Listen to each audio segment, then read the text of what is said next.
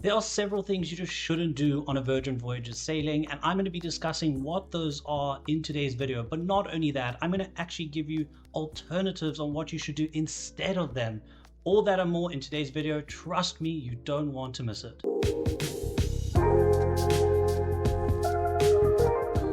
Welcome to our next adventure with me, Jason. A huge disclaimer I want to get out the way before I begin giving you these tips on what not to do and what to do instead. And that is that none of the things I'm saying what not to do is to have a stab at people who do it intentionally and actually like it. It's not me casting aspersions on you or wanting to offend you. And so some of these things may be viewed controversially. That's not the point here. The point here is to give people a better idea on what they can do instead, or to help people make a better decision. So with that out the way and knowing that it doesn't come from a bad place, let's begin. So the first thing is, do not purchase the My Next Virgin Voyages voucher or credit thing. Now, I know some of you know what that is, so please, if you want to skip my explanation on just what is a My Next Virgin Voyages voucher for those who are new to Virgin or have never been and don't know what it is, then over here, I'm going to put the part of the video that you can skip to, where I'm then going to explain why not to purchase it and what to do instead. For those of you who don't know what it is or want the explanation on what it is, stay with me. We're going to join them in the future in a moment. So the My Next Virgin Voyages voucher is essentially something you'll see across all different cruise line companies. This is Virgin specific one, where once you're on board the ship, there's usually a special deal, in this case this voucher, that you can purchase to make use of for a future booking. I mean, you can purchase it and book a new sailing immediately whilst you're on the ship, but you can also just purchase this benefit or voucher and apply it to a future sailing at some point in the future. So what does this benefit look like and how does it work? Well, let's first start with how it works. You're going to go and purchase it. Now, they've been changing what that initial deposit amount is every now and again. So this is just for an example. Don't tell me, oh, it's not that much, it's more, it's less. Please, I'm just giving you the general example here. Let's say it costs $100. You're going to go purchase $100 from wherever they're selling it on board, and they're then going to give onto your account this voucher to use in the future. Now, what's the benefit to purchasing it at all? Well, what will happen is, so long as you purchase a room, or wish to rather purchase a room on a future sailing, according to the T's and C's, which are basically that it needs to be a sea terrace cabin, a regular sea terrace cabin. It can't be the limited view one, which is cheaper. It can't be a lock it in rate, cheaper. It has to be a regular sea terrace cabin or above. So XL, central sea terrace, it can be a rock stock porter, whatever, as long as the minimum is a regular sea terrace cabin. Now, let's say you see something like that and you want to purchase it, and it's $1,000 in this example. What will then happen is you're going to phone Virgin, because you have to phone them in order to have this applied, right? And they're going to say, cool, we see you've got it, you want to apply to that? Great. So you're going to end up paying $800. How did we get to 800 from 1,000?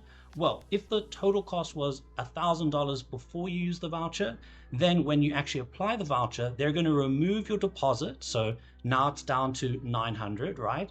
And then they usually, at the very least, are going to match that deposit and remove that from the total as well. So if you paid 100, we went from 1,000 to 900, and then we went from 900 to 800 because of the additional matching that they do.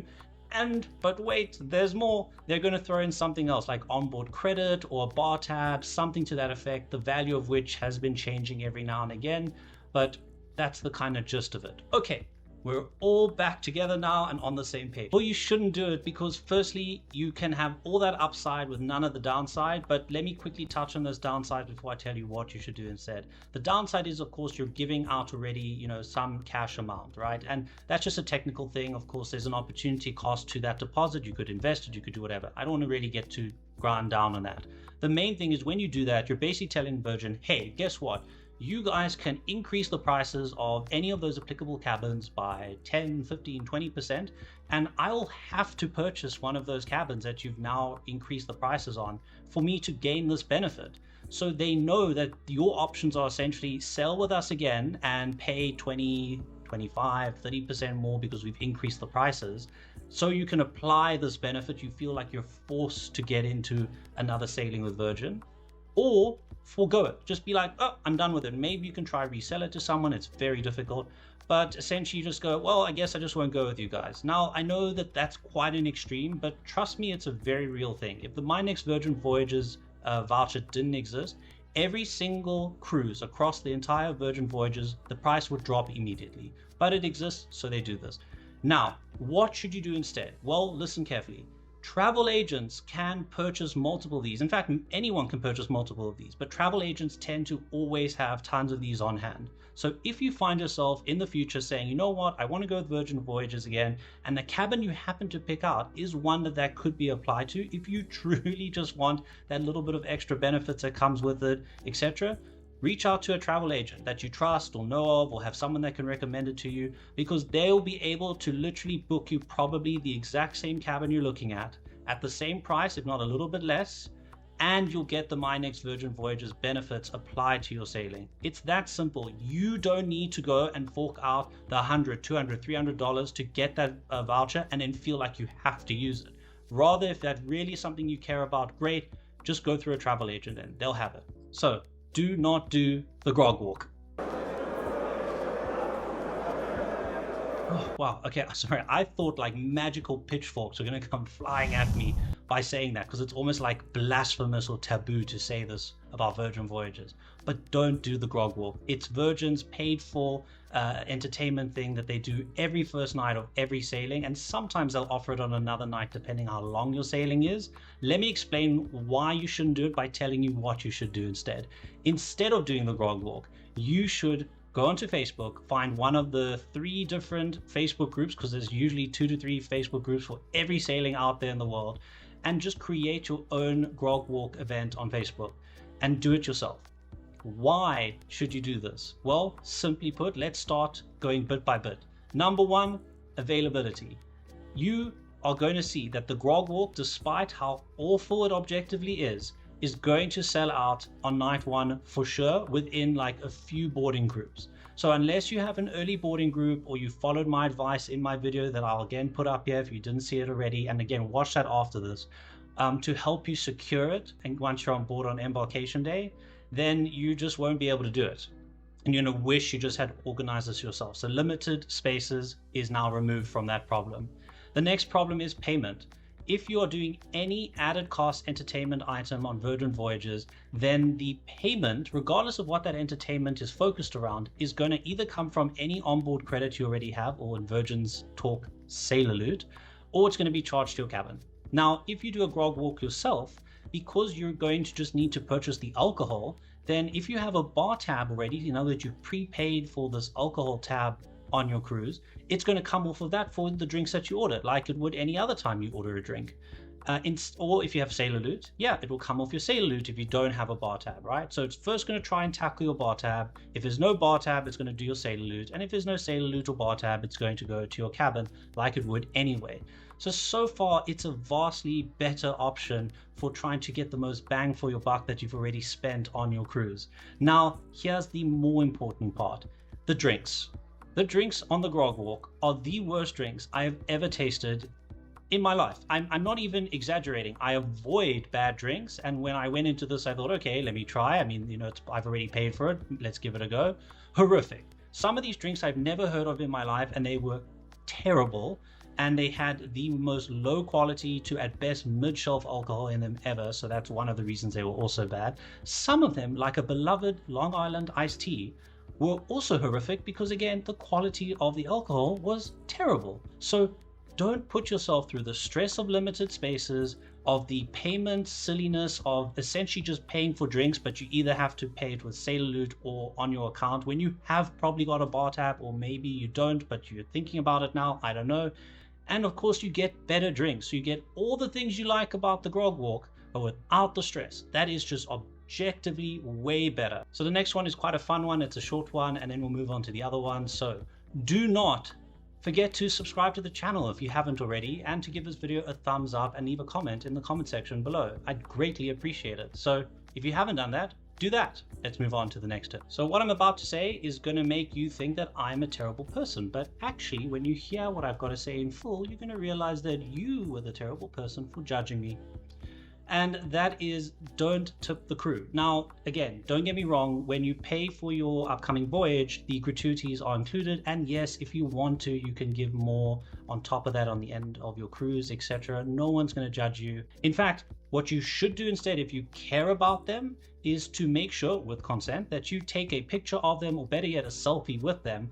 Go into your Virgin Voyages app, go to Sailor Services, and in the chat, attach the photo and send that photo to them, and write there what was so great about that member of the crew. And of course, make sure you get the crew member's name. That's really important, because then you have just made that crew member's day in many ways, especially if they want to stay with Virgin Voyages. So make sure you do that. This last one is a sort of 2-in-1. The bonus tip, which is the second one to this, is really one that I've been struggling to think of how I can just give this tip out in a video, because it doesn't really fit in a particular topic that I've covered so far.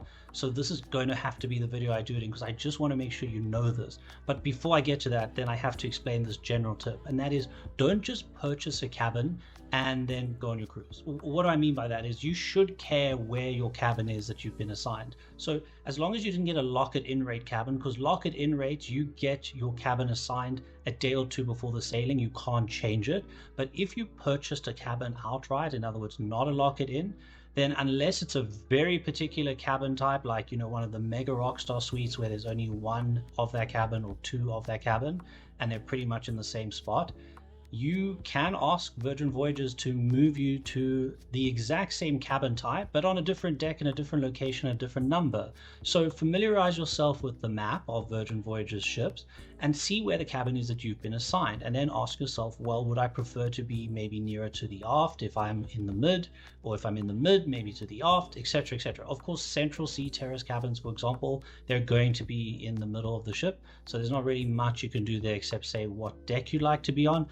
Personally, I like to keep my cabin, if it's a regular cabin of some sort, anywhere between decks 10 and decks 13. Those are the ones where if I go 1 or 2 decks down or up from, there's either more cabins and basically no restaurants or disco. Okay, now to the bonus tip, which I've been dying to tell people about, but again, I just couldn't find what video subject I could fit it in because it just never made sense. This is the best one I could figure out because it's kind of general, right? Okay. So the bonus tip to the one I just gave is that if you have got a sea terrace cabin, okay, and again, you didn't do it through a lock-it-in, you purchased a sea terrace cabin, don't, by any means, don't just accept the one you've been given. You should call Virgin immediately and try and see if they have any of the following cabin numbers that I'm going to put here, somewhere over here. I'll put it on the screen. Okay, why? Well, if you look at the map, and once again, I'll make sure it's on the screen if it's not already in front of you, on every single deck that I'm about to show, there is a kink on the ship design, and you'll see that it is a regular sea terrace cabin. Now, that kink in that cabin means that that balcony is a different shape, and actually, I think, a little bit bigger, but more importantly, has a much better design if you want to actually make use of that hammock that is so famous on Virgin Voyages, because it allows you to fully stretch your legs and you're not hitting into the glass at all. You can swing and it's going to never hit into the glass, or it shouldn't hit into the glass unless you're like a giant. But the main point I'm getting at is you should try and get one of those cabins. Now again, I prefer to be anywhere between deck 10 and deck 13 for the reasons that I stated. Why is this cabin so desirable, this particular number? Well, again, number one, it has, I think, the superior balcony design out of all the sea terrace balconies. But more importantly, if you look on the map, it's actually one away from being considered a central sea terrace. So it's a way for you to actually get essentially what Virgin consider a central sea terrace, or nearly a central sea terrace. You get objectively a much better balcony. And again, because of its location relative to mid and the aft of the ship, you're always going to be sort of halfway to either point. And so you're kind of going to, you know, cut it down the middle and be close to all the restaurants at the back, all the things in the middle. And then yes, if you do like to go to the pool area and stuff, it's not exactly the best location, But I find that more often than not, because I'm going on port intensive itineraries, I don't really care too much for the pool deck or being near the front of the ship that often. In fact, I only care about it really on Scarlet Night for the Scarlet Night part of the ship, and then on sea days if I want to go swim. Anyway, that's more than enough from me. I hope you really enjoyed this video. It means a lot to every single bit of support that you all show, whether it's to subscribe, to like, to leave a comment. It helps in such a meaningful way, and it's a great way for me to know that I was able to help other people. That's the whole point of this. Anyway, have a great day. I'll see you next time. Cheers. Bye.